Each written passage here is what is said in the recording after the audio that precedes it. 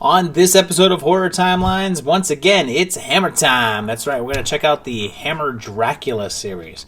Back after Universal stopped making Dracula movies, Hammer Studios picked them up and made a whole bunch of really awesome films. So we're going to check out their continuity and timeline and see how it compares to the Hammer Frankenstein movies, which didn't have any continuity. So let's see if these ones do. The Hammer era of Dracula began in 1958 with Dracula, which was retitled The Horror of Dracula in the US market so people wouldn't confuse it with the 1931 Universal film. The film starts off with Jonathan Harker's diary, which tells us that it's 1885 and it's essentially a retelling of the Bram Stoker novel, except Dracula looks a lot more Saruman-ish, and our first twist is quick as it's revealed that this Harker is a vampire hunter, and he's here to kill the Count.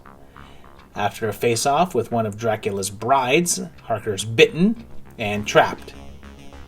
His associate arrives in town, and it's Victor Frankenstein. Wait, wrong Hammer movie. It's Van Helsing.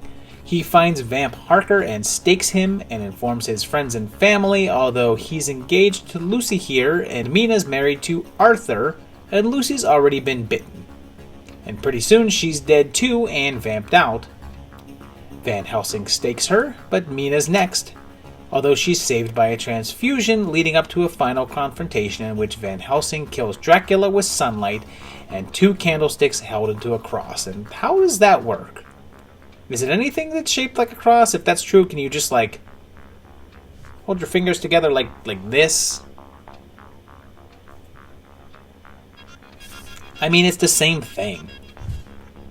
Mina's cured and Drax dust.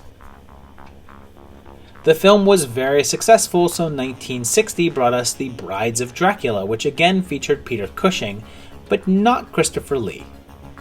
We meet young Marianne, who is invited to the castle of the Baroness here, who has a son who is supposed to be ill, but he's locked up. When Marianne sets him free, he kills the Baroness because he's a vampire, and Van Helsing shows up, and even though in the last one he said that vampires can't change form, he says now that some of them can change into bats, and faces off against the risen Baroness and the Baron, eventually taking down the old lady, and then we witness the Baron as a bat, and he makes a new bride. And pretty soon he's up against several vamp ladies, and is bitten. But Mr. Badass here cauterizes the wound and pours holy water on it, and heals himself like a straight boss. The Baron gets a phantom face from some holy water, and he makes a huge shadow cross which kills the Baron, and man, that the whole making crosses out of random stuff looks so easy that I don't understand the weakness to it. It's just it's a weakness to like a shape, I guess.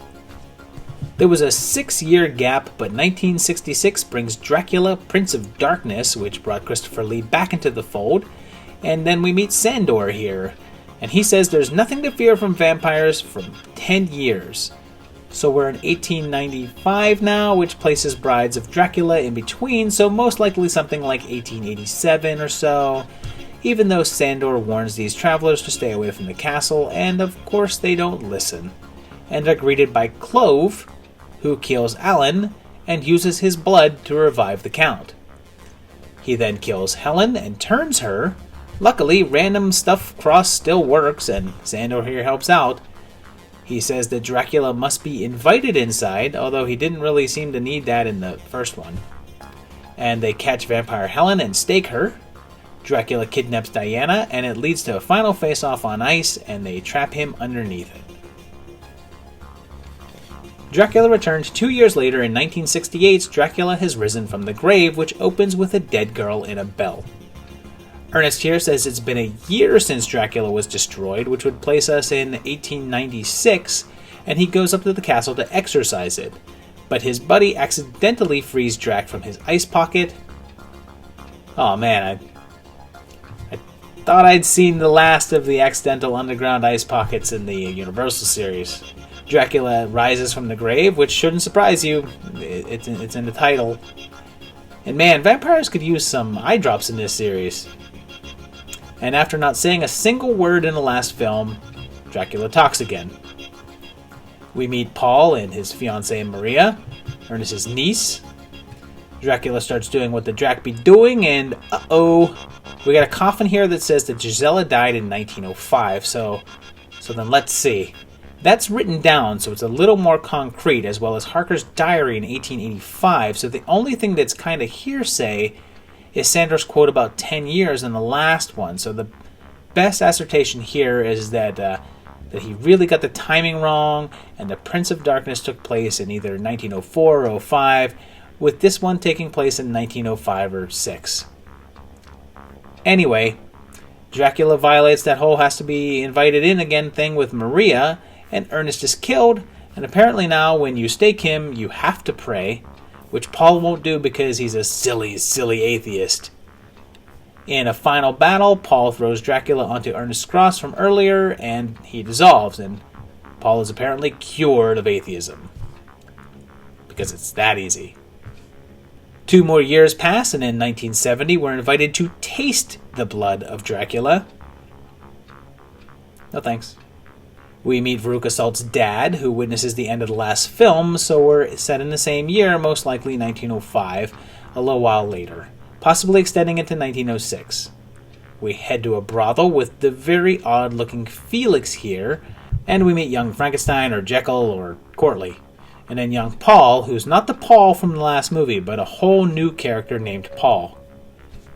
Courtly meets up with Wella from the beginning and wants to buy Dracula's ring and says, "Give it to me now," and then tastes the blood of Dracula.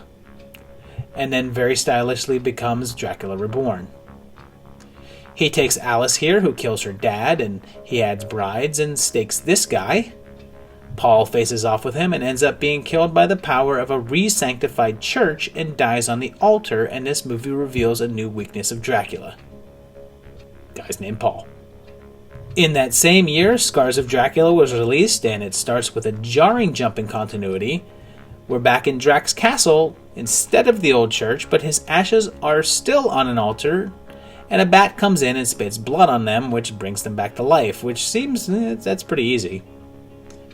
He gruesomely kills all the women in town, and then we meet this young guy, and guess what his name is? Look out, Dracula, we have a Paul! Clove is back, but he's now a doctor, and a new bride named Tanya, but Drac kills her, and Paul is trapped. When his brother Simon goes looking for him, people get killed, and he eventually finds himself in the same predicament as his brother, and oh my god, he finds Paul's corpse. Drac 1, Paul's still 2. Sarah's cornered, and what are you looking at, Count? Clove betrays him and is killed, and Simon spikes him, but misses the heart. Thankfully, he's struck by lightning and catches fire and falls, although we never see him fully destroyed.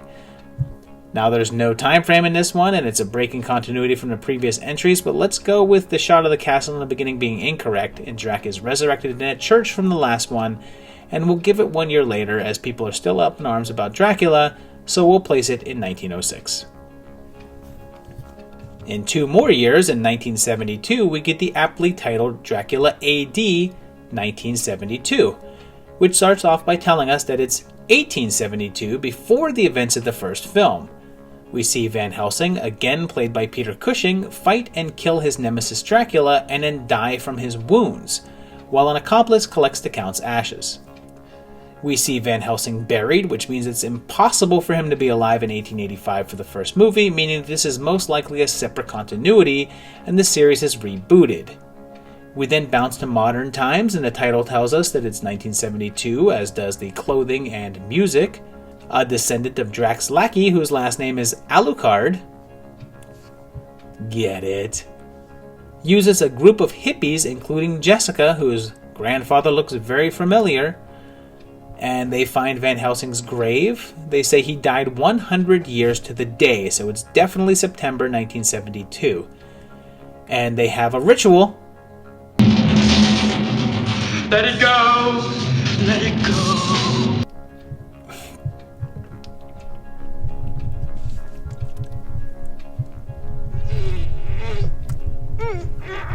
Let it go, let it go. That perfect girl is gone. Here I stand in the light of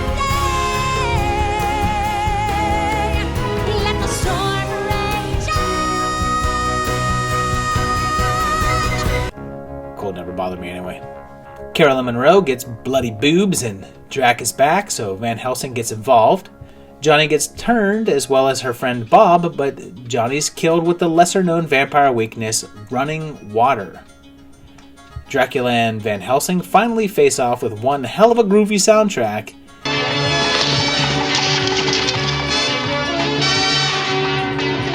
Until the Count gets pushed onto a whole pit of stakes, killing him. The odd thing about this one is the reboot, since it was totally and completely unnecessary.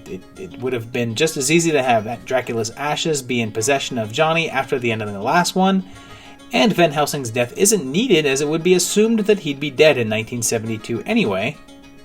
So you can view this one in line with the other films by eliminating the dating in the beginning and the tombstone, and figuring the opening takes place in 1906, saying Drac survived his fall, Van Helsing came after him, and they both died in that fight.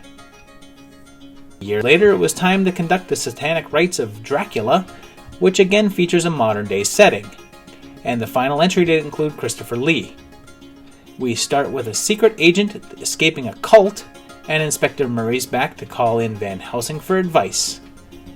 Jessica's back, but she looks different, although her new look is absolutely fabulous. Dracula just kinda shows up alive, unexplained how he survived, and Van Helsing says he destroyed him more than 2 years ago, so it's 1974 now, and they say that it's the 23rd day of the 11th month, so it's November 74. And Drac's plan is to release a plague to kill all humans so that he has no more food source and can commit suicide. It's a stretch. The Count is now a sort of corporate CEO, and the whole running water thing still works, and in a face-off, the plague is released.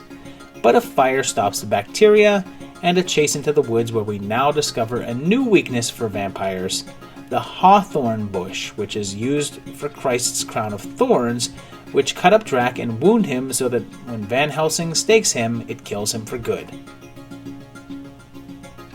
So things took an odd turn in 1974 as Hammer teamed up with Hong Kong film company the Shaw Brothers to make The Legend of the Seven Golden Vampires, a mixture of vampire drama and martial arts. It kicks off in 1804, earlier than we've seen so far, as Ka here wakes up Dracula, who looks a lot less Dooku-like. He takes over Ka's body, and then we head to China, and it's 1904, and we see Van Helsing as a teacher here, and we first meet up with the Golden Vampires, who have definite skincare issues. And zombie lackeys. We learn that if they touch Buddha, they go up in flames, so there's only 6 Golden Vampires now. And Helsing says that he had a confrontation with an arch-vampire, so it's possible that it's the same continuity of the first two, and the confrontation he's talking about was in the first Dracula. Although he has a son now, who's fully grown, and a villager enlists him to take care of the vamps. They head off with their Kung Fu clan, and in a nice switch-up, Leyland ends up interested in a village girl, while his love interest falls for Ching. In a fight, they manage to kill 3 of the Golden Vampires, and the remainder attack the town, killing practically everyone, turning Vanessa, who bites Ching, so he kills her and himself, and then there's only one vampire left, and he kidnaps Mai, but he's destroyed. Ka then reveals himself to be Dracula, but Van Helsing kills him like really quickly. So can this be in continuity? Dracula should be in a block of ice right about now, half the world away, but can we work with what we know of Van Helsing?